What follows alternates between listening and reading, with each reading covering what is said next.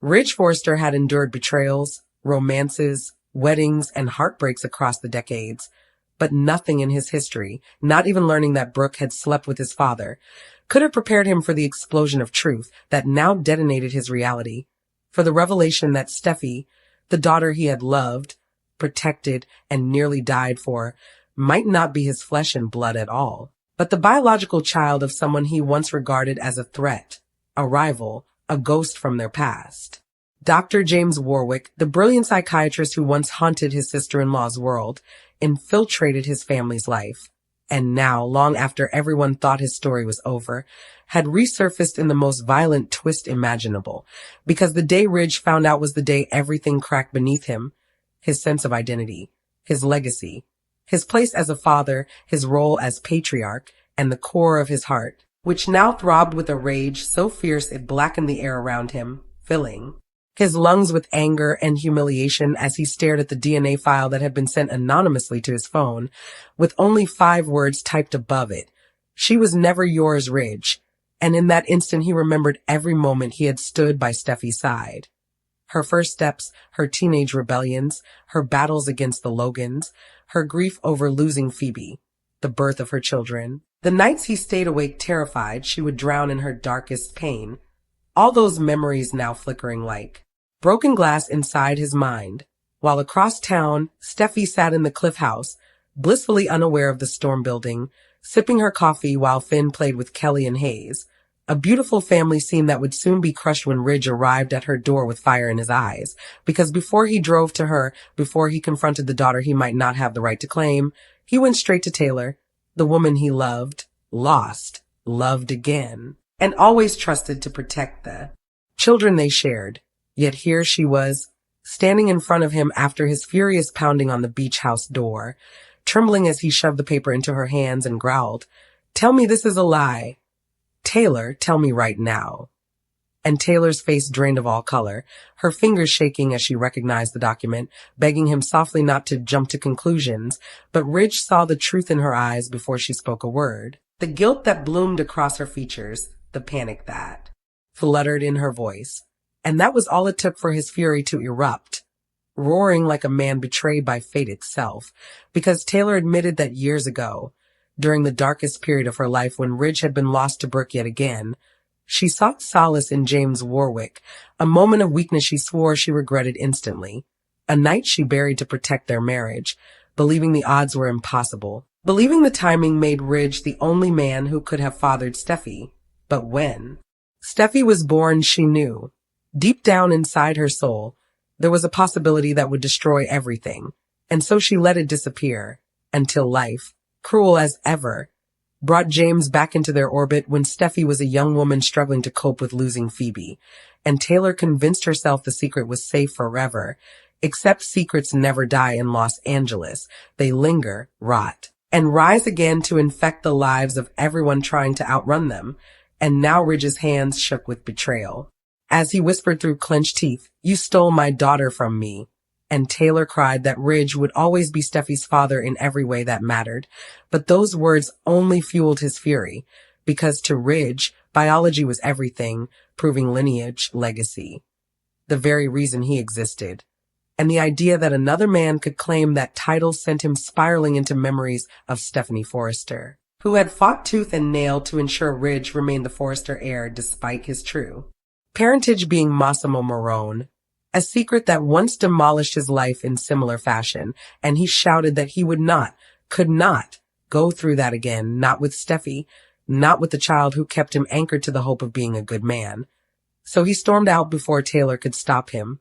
Before she could try to hold on to the fragments of the family, she was losing one breath at a time. And Ridge drove through Malibu like a tornado without direction, each memory of Steffy's smiles turning into knives inside his chest, remembering how often she said she was just like him, how proudly she carried his Forrester bloodline.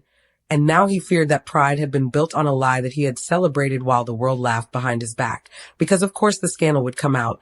This was Los Angeles, and he could already hear Brooke's voice telling him she always sensed something, could feel Bill Spencer smirking at the downfall of his rival's legacy, and worst of All Ridge pictured James Warwick calmly stepping forward, claiming rights to the daughter Ridge raised, pretending he had any stake in her heart, and that thought was unbearable, prompting Ridge to slam on the brakes outside Steffy's house, staggering out of the car, barely able to breathe as he pounded on the door.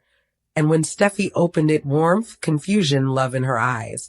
That was the moment everything inside Ridge shattered, because there she was, his little girl, the one he ran into burning buildings for, the one he defended against everyone, including her own impulses.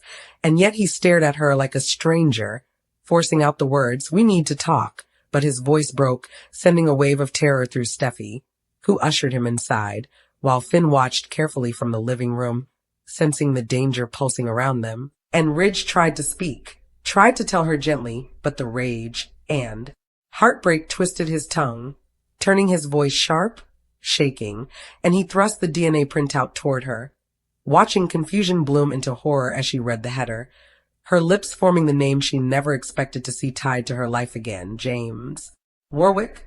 And suddenly the room tilted, the walls closing in as she demanded to know what this was, who sent it, how it could possibly be real, while Ridge paced like a caged animal, shouting that he didn't know, but he wanted answers, and he wanted them now, pushing Steffy to explain something she didn't understand, leaving Finn to step between them, telling Ridge to calm down, but Ridge snapped that Finn had no place in this conversation, that this was between father and daughter until the words slammed into him, and he corrected himself bitterly.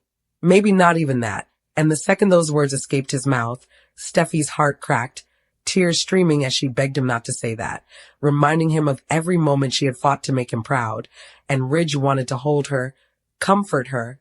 But the truth scorched him too deeply, and he barked that Taylor confessed everything, revealing the affair, the possibility, the silence. And Steffy's knees buckled, her world imploding as she whispered, "My mom lied to me?" And that betrayal stung as sharply as Ridge's, because everything she built her identity around was suddenly uprooted. Her loyalty to the Forresters, her legacy as the granddaughter of Stephanie Forrester, the dynasty she believed was her birthright, now hanging by a thread tied to a name she barely remembered, a man who once offered guidance and understanding, but never claimed any piece of her soul. And Steffi shook her head violently, screaming that she didn't want another father, that Ridge was her father, that blood didn't matter, he mattered, the man who lifted her onto his shoulders, who cheered for her victories, who held her through heartbreaks, but Ridge, wounded beyond reason, through the cruelest response he had ever spoken.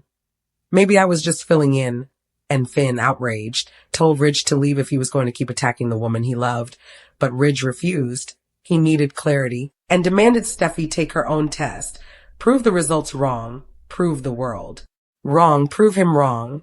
Yet Steffi collapsed into the couch sobbing, the trauma of Phoebe's death and the chaos of Sheila and the battle she survived resurging all at once as she whispered that she didn't know how much more she could take. And Finn, holding her tightly, stared at Ridge with fury, saying that regardless of DNA, Ridge was hurting his daughter more than the truth ever could.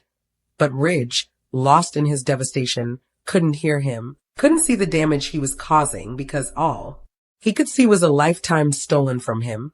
And he stormed out again, leaving Steffi shaking in Finn's arms while she begged the universe to let the test be wrong, to let her father still be her father, while Taylor, miles away, fell apart in her wedding photo-line living room, wishing she could undo the past, terrified that she had not only betrayed Ridge, but destroyed Steffi's life. And meanwhile, in a quiet psychiatric office not far from the beach, James Warwick stared at his phone.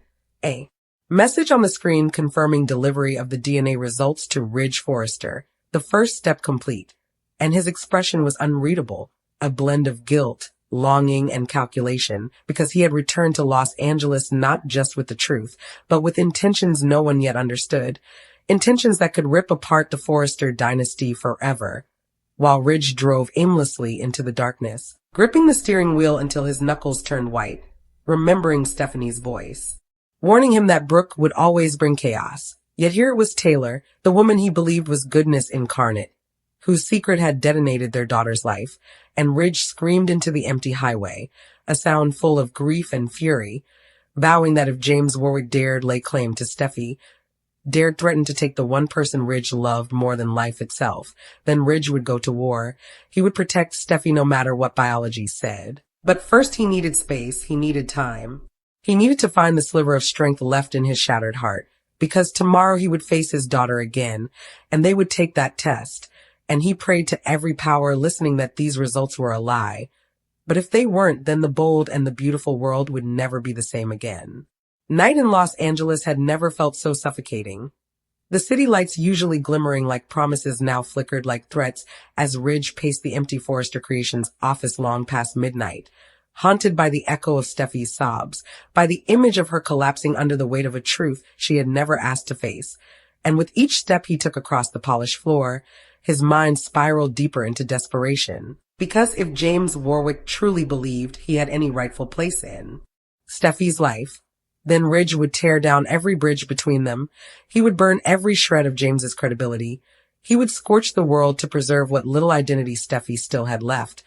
Yet inside that fury throbbed something even darker. Fear, the kind that wrapped around his throat and reminded him that he might lose his daughter emotionally, even if nothing changed physically, because how could she ever look at him the same way again, knowing that the blood in her veins might not connect to him at all? And that fear sent Ridge searching through his old photos stored on his office computer, images of Steffy as a toddler with wild curls and unstoppable curiosity. Pictures of father-daughter dances where she stood on his shoes to sway to the music. Snapshots of her graduation when she leaned into him with pride bursting from her smile, and Ridge clutched the edge of the desk, remembering the night she promised she would always be his little girl, even as she grew up to become one of the fiercest forces in the Forrester family. And for a moment the rage subsided, replaced by unbearable heartache, yet the silence was broken when his phone buzzed again. A private number. And Ridge's pulse surged with dread as he answered, his voice harsh. As he growled, "If this is you, James, I swear." But the voice on the other end wasn't James. It was Brooke, panicked, saying she heard from Hope that Ridge had stormed out of Steffy's house in a fury, demanding to know what was going on, what happened to her granddaughter. But Ridge couldn't handle another round of questions, another confrontation with someone who didn't already know the devastating truth. So he hung up before Brooke could finish, hurling the phone across the room where it crashed against the wall, shattering into lifeless pieces, and Ridge slumped into his chair, his head in his hands, exhausted, furious at himself, furious at Taylor, furious at fate. While across the city, Taylor sat curled on her couch, clutching an old photo album, staring at baby pictures of Steffy with Ridge, wishing she had confessed the moment uncertainty crept into her heart. But fear and love for her family drove every decision she made, and Taylor whispered apologies into the empty room, knowing they meant nothing now, praying Ridge would find a way to forgive her someday, because the life they built together had been rooted in love, not lies, and she believed with every broken piece of her that love should be enough to save them, even though history had proven again and again that love alone rarely protected a Forrester from destruction. Meanwhile, in the Cliff house, Steffy lay awake in Finn's arms, staring at the ceiling as silent tears streamed down her cheeks, replaying Ridge's words, "Maybe I was just filling in," over and over again, each repetition slicing deeper, because Ridge had been the only constant in a life full of chaos, the father who shielded her from the world, and now he was the one tearing that foundation apart, and Finn tried to comfort her, murmuring that biology didn't define a family that Ridge loved her more fiercely than any DNA ever could. But Steffy could not quiet that voice inside her that whispered everything she believed about herself might be an illusion, that if James Warwick was her father, then she wasn't who she thought she was, that the Forrester legacy she had spent her life defending might not rightfully belong to her. And the deeper fear that gnawed at her bones was this: would Ridge stop fighting for her now that the blood bond between them might be severed? Would he pull away, as he had from Thomas when the truth about Douglas shattered the illusion of fatherhood? And Steffy shook her head, refusing to let herself drown in questions she couldn't yet answer, because tomorrow she would take that test, and she would face whatever truth came back. But tonight she allowed herself to break in Finn's arms, allowing him to gather her shattered pieces without judgment, while Hayes slept in his crib and Kelly dreamed peacefully down the hall, unaware that their mother's entire universe was on the brink of imploding. In another part of town, James Warwick sat alone outside his office, staring at the ocean meeting the horizon, recalling the one unforgettable night he spent with Taylor, the night that now cast a shadow decades long, and contrary to Ridge's belief, James had not returned to steal Steffy away. At least, not initially. He had returned because years of studying the effects of unresolved trauma convinced him that Steffy deserved to know the truth. And the guilt that had plagued him for so long had finally become unbearable.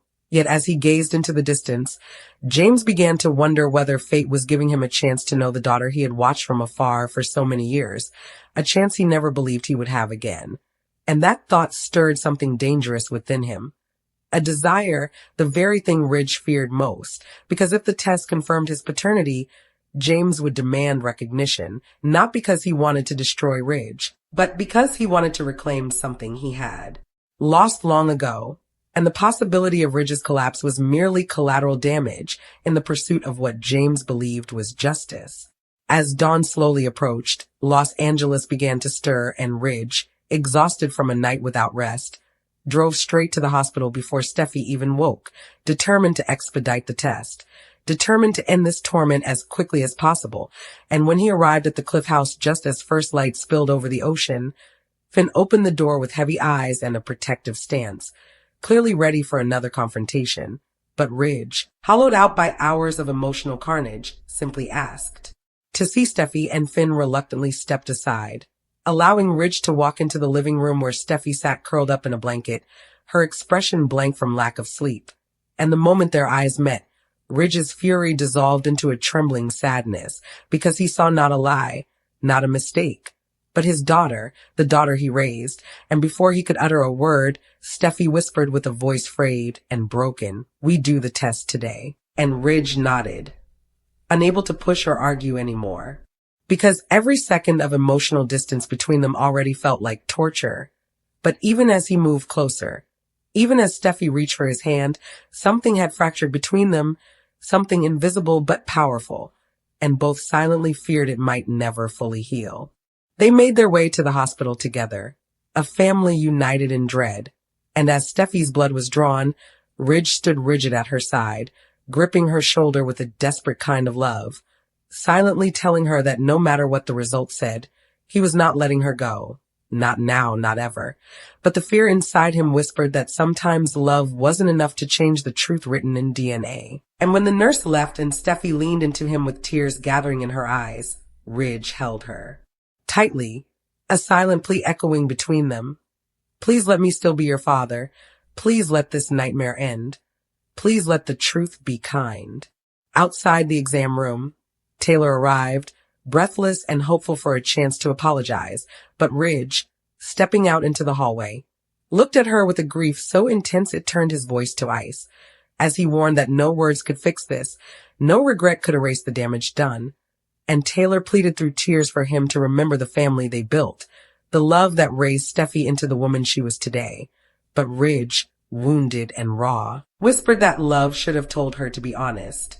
And then he walked away from her, leaving Taylor to collapse against the wall, sobbing quietly as hospital staff politely averted their eyes.